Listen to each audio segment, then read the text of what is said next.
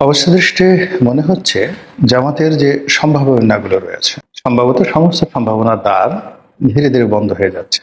যে বিষয়গুলো তাদের জন্য ইতিবাচক ছিল সে বিষয়গুলো নেতিবাচক হয়ে যাচ্ছে, এবং অতীতে তাদের যে বিপদ বিপত্তি ছিল এদেশের রাজনীতিতে, এদেশের অর্থনৈতিক কর্মকাণ্ড চালাতে এবং এদেশে স্বাভাবিক যে জীবনযাপন করতে তাদের যতটুকু সুযোগ সুবিধা ছিল, সম্ভবত পরিবেশ এবং পরিস্থিতি আগামীতে এমন অবস্থায় চলে আসছে যে তারা নিঃশ্বাস নেওয়ার জন্য আল্লাহর কাছে প্রার্থনা চাইবে। একটা একটা করে বলছি কেন এরকম হলো, এই কাহিনী আগে বলছি। আমার কাছে যেটা মনে হয় কি জানেন, এই পৃথিবীতে একটা অতি আধ্যাত্মিকতা একটা বিষয় থাকে। আপনি আমি পরিশ্রম করি, কর্ম করি, ফল ভোগ করি, এটা স্বাভাবিক। কিন্তু এত কিছুর উপরে যে আল্লাহ আছেন, ফেরেশতাকুল আছেন, নবী রাসূল আছেন, ময়মুরব্বী আছে, মানুষের দোয়া এবং আশীর্বাদ এবং মানুষের অভিশাপ, এই জিনিসগুলো যে আছে, এবং এইগুলো ইতিবাচক হলে আপনার জীবনের যে গতি আসে, নেতিবাচক হলে আপনার জীবনের গতি আসে ঠিক এইরকম। যে আপনার অনেক সুন্দর একটা গাড়ি আছে, ধরুন আপনার একটা অডির একেবারে A8L আছে, হাইয়েস্ট গ্রেডের গাড়ি, কিন্তু আপনি যদি ভালো ফুয়েল না দেন চালাতে পারবেন না। আপনি যদি ভালো রাস্তা না পান চালাতে পারবেন না, ড্রাইভার ভালো না হলে সেও চালাতে পারবে না। তো এরকম মানে কমফোর্ট। আবার ধরুন আপনার একেবারে কিছুই নেই, আপনি শুধু পায়ে হাঁটা পথ, কিন্তু আপনার শক্তি আছে, সামর্থ্য আছে, যেটা আল্লাহর দেয়া নিয়ামত। বসন্তের বাতাস আছে, কোনো এক বিকালে অসাধারণ একটি বিকালবেলা নদীর তীর দিয়ে সর্ষে ক্ষেত, আর সেই বসন্তকাল হওয়া সত্ত্বেও নদীর মধ্যে তখনও পানি আছে। পল্লী বধূরা সেই নদীতে গৃহকর্ম করছে, মানে কেউ থালা বাসন মাজতে আসছে, কেউ পানি নিতে আসছে, কেউ গোসল করতে আসছে, ছেলেমেয়েরা গোসল করছে, গেরস্তরা সেই যাকে বলা হয় গরু পানি খাওয়াচ্ছে, গরু গোসল করাচ্ছে, এরকম একটা গ্রামীণ দৃশ্য। সেই দৃশ্যের মধ্যে আপনি নদীর তীর দিয়ে মেঠো পথ দিয়ে বহুদূর যাচ্ছেন, 10 কিলোমিটার 20 কিলোমিটার, আপনাকে ক্লান্তি স্পর্শ করবে না। এবং ওই যে যাত্রা, এই যে আমি বলছি, ঠিক আমি ওরকম দৃশ্যের মধ্যে আমি যাতায়াত করেছি বহুবার।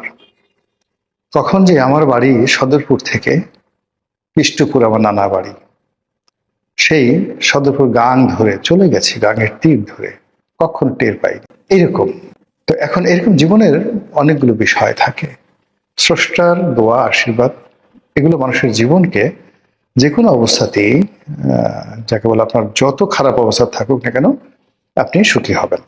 আর স্রষ্টার যদি আশীর্বাদ না থাকে, আল্লাহ যদি নাখোশ হন, তাহলে আপনি যখনও যে অবস্থায় থাকেন না কেন আপনার সমস্ত সুখ শান্তি মুহূর্তের মধ্যে উধাও হয়ে যাবে।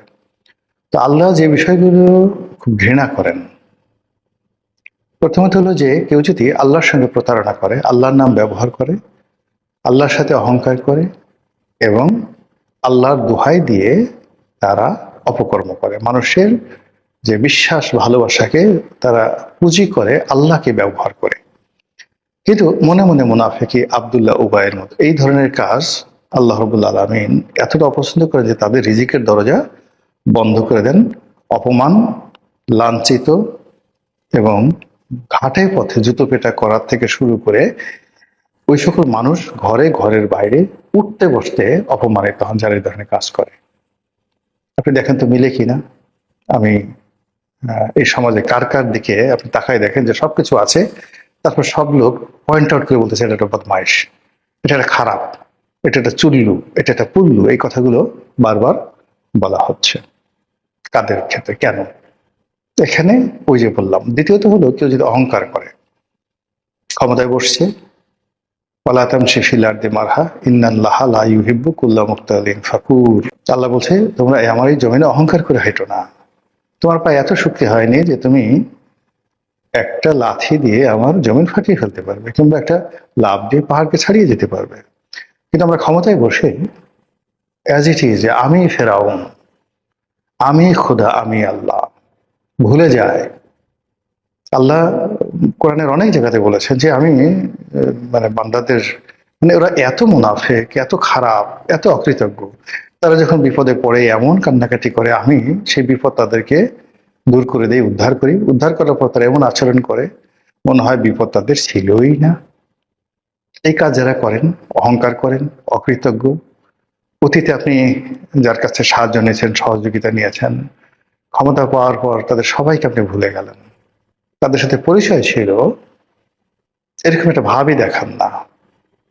আনগ্রেটফুল। আল্লাহর গজব নাজিল হবে আপনাদের প্রতি, আপনার প্রতি, বা যারা এই কাজ করে তাদের প্রতি। এই দুটো জিনিস বললাম। এই অতি প্রাকৃতিক বিষয়গুলোর কারণে কি হলো, মানুষের অনেক সম্ভাবনাগুলো নষ্ট হয়ে যায়।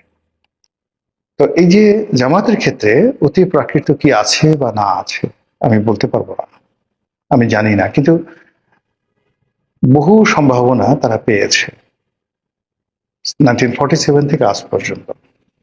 কিন্তু কোনো সম্ভাবনাই তাদের জীবনে 24 মাস, দূরের কথা 12টি মাস তাদেরকে স্বস্তিতে রাখতে পারেনি। একটা বছর তারা স্বস্তিতে ছিল জন্মের পর থেকে এই পর্যন্ত পারেনি। তাদের কোনো একটি মানুষ, এই দল এত দীর্ঘদিনের বাংলাদেশে, ভারতে, পাকিস্তানে রাজনৈতিক অঙ্গনে পরিচিতি পেয়েছেন, সর্বজন শ্রদ্ধেয় হয়েছেন। অনেকের সঙ্গে রাজনৈতিক বিরোধিতা থাকতে পারে, কিন্তু তার রাজনৈতিক প্রজ্ঞা, তার মেধা, সমস্ত ব্যাপারে মানুষজন সম্মান করে, এরকম কোনো সিঙ্গেল ঘটনা তাদের নেই। তাদের যে লোক, তাদের নিজেদের কমিউনিটি লিডার, তারাই তাকে চিনে, তারাই তাকে সম্মান করে, তারাই তাকে পীর মানে, মোর্শেদ মানে, তারাই তাকে আমির মানে। আমির অর্থ নেতা, আমির তো সবার চেয়ে সেরা। আচ্ছা বলেন তো, জামাতের সভাপতি এই পদটিকে তারা কেন আমির বলে? কেন তারা আমির বলে? আমির কেন? তিনি কোন দিক থেকে আমাদের চেয়ে শ্রেষ্ঠ, কোন দিক থেকে রাজনীতিবিদদের চেয়ে শ্রেষ্ঠ? এইটা হলো কি নিজেদের একটা বানানো লকব। ওয়াজের ময়দানে টাকা পয়সা বেশি পাওয়ার জন্য আলা হজরত, হজরতুল আল্লাম, কুতুবুল কুরকুরানি, তারপরে তুরুবুল সুরসুরানি, জামাতুল ভুরভুরানি, এরকম অসংখ্য রকম মানে কলব তারা লাগায়। লাগাতে গিয়ে নামটা যে সলিম উদ্দিন, এটা আর খুঁজে পাওয়া যায় না। নামটা যে কলিম উদ্দিন।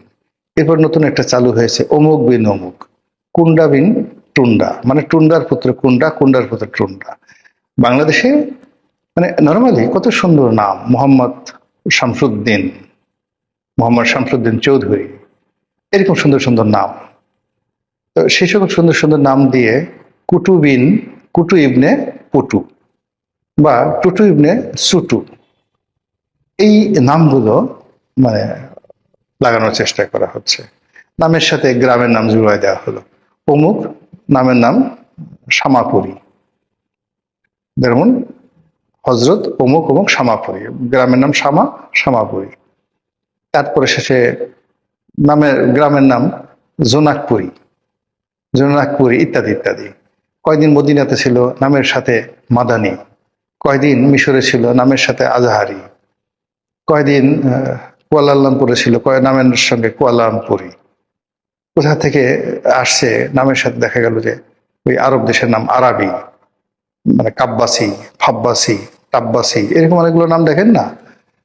এই জিনিসগুলো হলো ভণ্ডামি, এগুলো ভালো না, এগুলো লাগে না।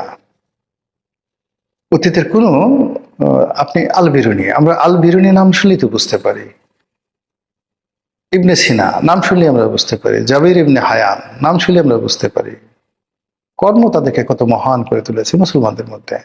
বা একজন হিরোডোটাস, আমরা তার কিছু বলি না, জনাব হিরোডোটাস, মিস্টার হিরোডোটাস, খালি হিরোডোটাস, সক্রেটিস, কনফুসিয়াস, তাওঝু, মানে এই নামগুলো স্মরণ করার সাথে সাথে আবুল ফজল, আইনে আকবরীর লেখক আবুল ফজল, চাণক্য, মানে যারা পৃথিবীর বড় মানুষগুলো, তাদেরকে মানুষ ওভাবেই স্মরণ করে।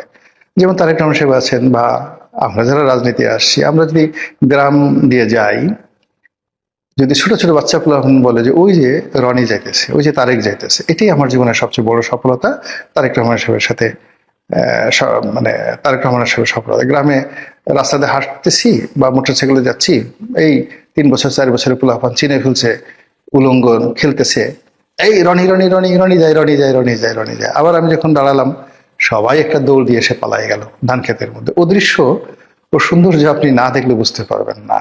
অসাধারণ। তো এইভাবে কুতুবি ঠুতুবি লাগে না, এগুলো লাগে না। তো যেটা বলছিলাম যে বিভিন্ন কারণে, আধ্যাত্মিকতার কারণে মানুষের জীবনে বরকত আসে, আর আধ্যাত্মিকতার কারণে, ন্যাচারাল কারণে, খোদাই ক্রোধের কারণে জীবন থেকে অনেক বরকত উঠে যায়। জামাতের ক্ষেত্রে কি হয়েছে আগে বলছে আল্লাহ জানেন, আমরা জানি না, কিন্তু এখন এই যে সময়টাতে যে বিপদ এবং বিপত্তিগুলো চলে আসছে, বিএনপি মানে রাষ্ট্র ক্ষমতায় তারেক রহমান বসার পরে জামাতকে যেভাবে শ্রেণী শত্রু মনে করছে এবং জামাতকে নানাভাবে কাট্টুস করার জন্য, সাইজ করার জন্য তারা যে কর্মগুলো করছে এবং জামাতকে নাজেহাল করার জন্য জামাতের আমির থেকে শুরু করে অন্যান্য যে সমস্ত লোকজন, তাদের শীর্ষ নেতৃবৃন্দ রয়েছেন, তাদের ক্যারেক্টার অ্যাসাসিনেশন যেভাবে হচ্ছে, এর পিছনে মদত আছে। যারা এই ধরনের কাজকর্ম করছে, সরকার হাতে এমন মেশিনারিজ আছে, সরকার যদি চাইতো যে তার বিরোধী দলীয় নেতাদেরকে তারা প্রোটেক্ট করবে, তাদের সম্মান বাঁচাবে। কারণ হলো আমি পার্লামেন্ট নেতা হিসেবে বসে আছি, আমার অপোজিটে একজন ক্লাউন বসে আছে, সং বসে আছে, ভং বসে আছে, এটা তো আমার জন্য সম্মানের না। কাজেই জামাতকে যদি সম্মানিত করতে চায় রাষ্ট্র, বিএনপি, এটা তাদের বিরুদ্ধে যে অপপ্রচার হচ্ছে এটা দূর করতে সরকার লাগবে just matter of 1 hour, just 1 hour. কিন্তু সেটা না করে দেখা যাচ্ছে যে জামাতকে আল্লাহর হস্তে ছেড়ে দেওয়া হয়েছে, আল্লাহর মাল হিসেবে। ঘাটে, পথে, প্রান্তরে সব জায়গাতে তারা যেভাবে লাঞ্ছিত, অপমানিত হচ্ছেন, তাদের বিরুদ্ধে যে ন্যারেটিভ তৈরি করা হচ্ছে, সবার প্রায় চেহারা স্রোত নষ্ট হয়ে গেছে জামাতের। এই গেল ফার্স্ট। সেকেন্ড থিং হলো হাদি হত্যাকাণ্ড। এখন হাদি হত্যাকাণ্ডের ব্যাপারে প্রথম থেকে জামাত এবং তার সংশ্লিষ্ট যে সমস্ত বুদ্ধিজীবী আছেন, ইউটিউবার আছেন, তাদেরকে সন্দেহ করা হয়েছিল এই হত্যাকাণ্ডের ব্যাপারে। এবং হত্যাকাণ্ডের পরে যে সকল ঘটনা ঘটেছে, হাদির দাফন কাফন, প্রথম আলোতে আক্রমণ থেকে শুরু করে শাহাবুদ্দিন চুপ্পুকে আউট করে রাষ্ট্রপতি পদে নিজেদের পছন্দের লোককে বসানো, এই জিনিসগুলো এতটা বেশি ওপেন আপ হয়ে গেছে যে সবাই মোটামুটি একটা ম্যানসেরিয়াতে ভুগে গেছে। মানে একটা মানসিক তাদের একটা যাকে বলা হয় দুর্বলতা চলে আসছে, অক্ষমতা চলে আসছে জামাতকে বিশ্বাসের ব্যাপারে। তো সেই দিক থেকে পরবর্তী যখন হত্যাকারী ধরা পড়লো, পালিয়ে গেল বা অ্যাসার্টিন করা হলো, এবং সেই হত্যাকারী এখন ইদানিং ভারতে যে বিবৃতি দিয়েছে এবং সেই বিবৃতিতে জনৈক জামাতের নেতার নাম ইন্ডিকেট করেছে। সে বাংলাদেশের পত্রপত্রিকা আছে, ভারতের পত্রপত্রিকা, সামাজিক মাধ্যমে এটা নিয়ে তোলপাড় চলছে। এই ঘটনা যদি ঘটে, জামাতের রাজনীতি শেষ, ভীষণ রকম জামাতের রাজনীতি শেষ হয়ে যাবে। এরপরে মার্কিন যুক্তরাষ্ট্রের একজন কংগ্রেসম্যান তিনি প্রস্তাব করেছেন যে বাংলাদেশে ৭১-এ যে গণহত্যা হয়েছে, এই গণহত্যাকে স্বীকৃতি দেওয়ার জন্য। ইট মিনস এই গণহত্যা যারা করেছে পাকিস্তান, গণহত্যা যারা করেছে আল বদর আর শামস থেকে শুরু করে জামাতে যে সকল লোকদেরকে ফাঁসি দেওয়া হয়েছে, তাদের ব্যাপারে আমেরিকার স্টেট ডিপার্টমেন্ট থেকে শুরু করে সকল নথিপত্র, পার্লামেন্টের কাগজ এবং ডিপার্টমেন্ট অফ জাস্টিস, সেখানে রীতিমতো ডকুমেন্ট তৈরি হবে এই প্রস্তাবটা যদি গৃহীত হয় পার্লামেন্টে। ফলে আজীবনের জন্য জামাত আমেরিকা এবং ইউরোপের কাছে অচ্ছুত এবং অপাঙ্ক্তেয় হয়ে পড়ে। এরপরে জনাব শাহাবুদ্দিন চুপ্পু, তাকে যেভাবে বিএনপি সম্মান করছে, যেভাবে সামনের সারিতে এগিয়ে নিয়ে আসে, এটাও জামাতের জন্য ভীষণ রকম বিব্রতকর। ফলে সব মিলিয়ে আমি তো বললাম, প্রথমে বললাম যে সমস্ত সম্ভাবনার যে দ্বারগুলো আস্তে আস্তে আস্তে আস্তে জামাতের জন্য সংকুচিত হয়ে আসছে। আল্লাহ ভালো জানেন তাদের ভাগ্যে কি আছে, আমাদের ভাগ্যে কি আছে। যেটি ভালো হয় সেটি আল্লাহ করবেন। আসসালামু আলাইকুম রহমতুল্লাহি ওয়া বারাকাতুহু।